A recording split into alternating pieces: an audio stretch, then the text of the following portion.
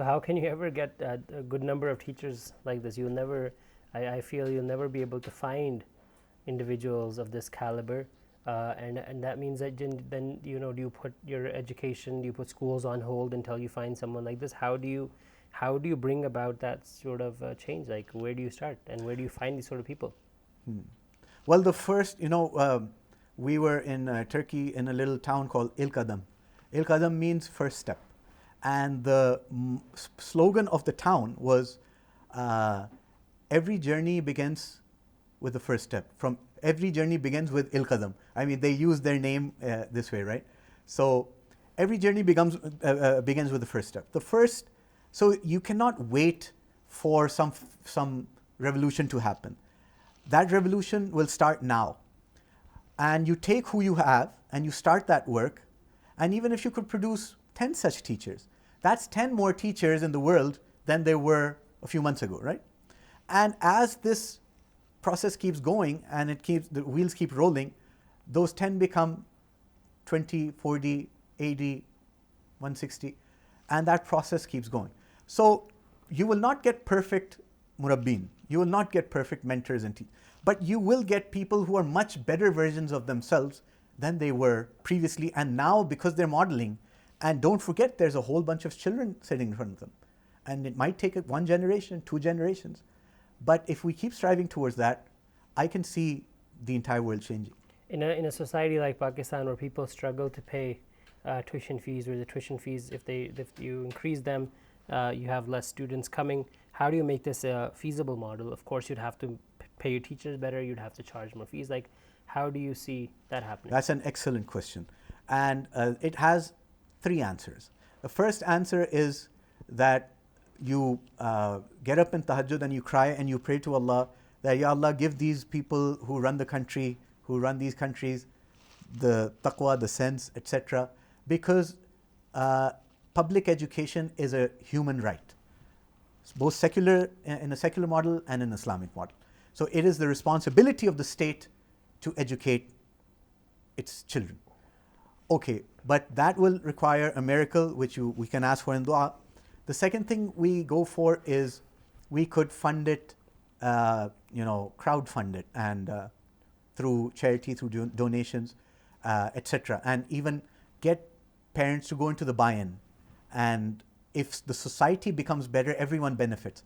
These social and collective goals are something that lack, especially in Pakistan. We don't understand these things. This is an investment. So we can get people to invest in the akhirah and also for the betterment of dunya. So for this, you would have to have a non-profit organization, you can collect funds, etc. So that is another way where you can buttress and you can supplement. You can have fees, but those fees are affordable, and then you supplement it with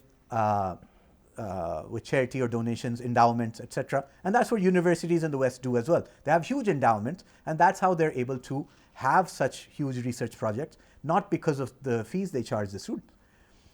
And then the third is to have other streams of income, which are external streams, not just rely on fees.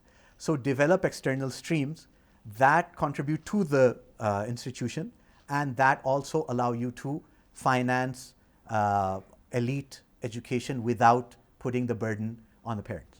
Get that education in countries where there's no restrictions till higher grades, that then we should be solely focusing on the grades till there's no standardized tests. And how do you work on grades that do have that sort of standardized testing? Right. When children come into those grades where standardized testing begins, I still feel that we've made a boogeyman of the whole testing system, and we instead of motivating students, we intimidate them into performing.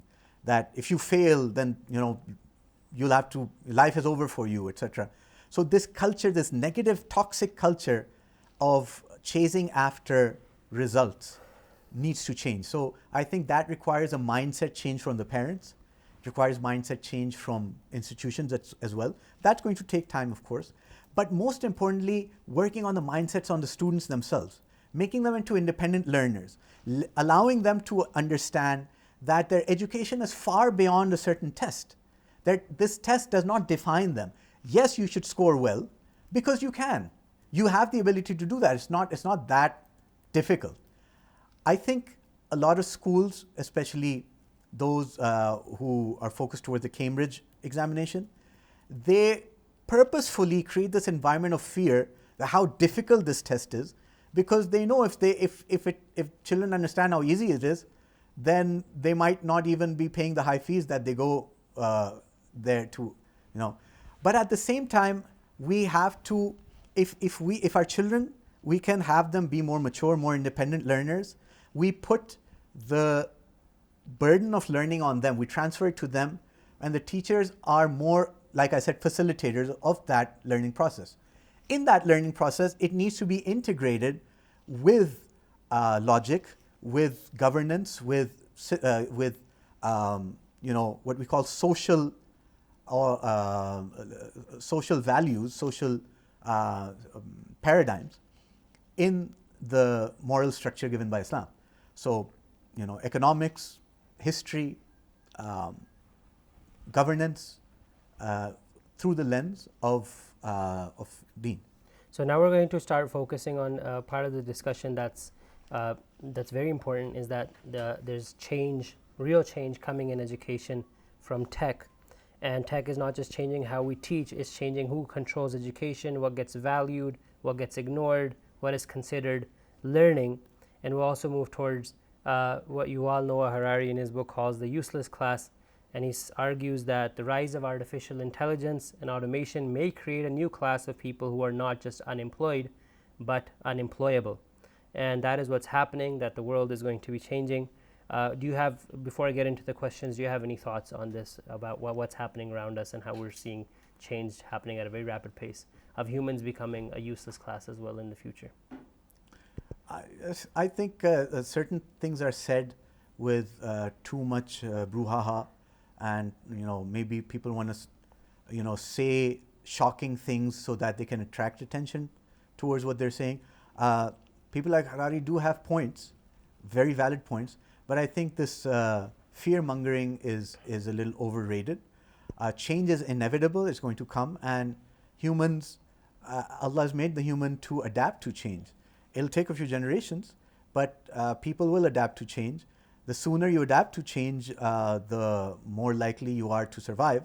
However, I don't believe that, I don't believe in the singularity. I don't believe tech will enslave us. I don't believe in these things. Our desires may enslave us. So tech is leading us towards laziness, towards we're dumbing down. Our social and human skills are suffering. Like I said in the beginning, that we're losing humanity. We're losing the human touch. That is what I fear. I don't fear unemployability. The human is resilient enough to live off the land, but they will still have to have the human touch. They will have to sacrifice for others. Like we read about the Sahaba Ikram, where you're dying thirsty and letting the other person drink. So with the greed and the materialistic fervor that the West has given the world, that is more likely to lead us to destruction rather than any single technology. However, technology needs to be reined in, it needs to be controlled, the guardrails need to be there, that can never be crossed. Like, technology should not be able to remove those guardrails, and if we don't do that now, then there might be disasters, great disasters.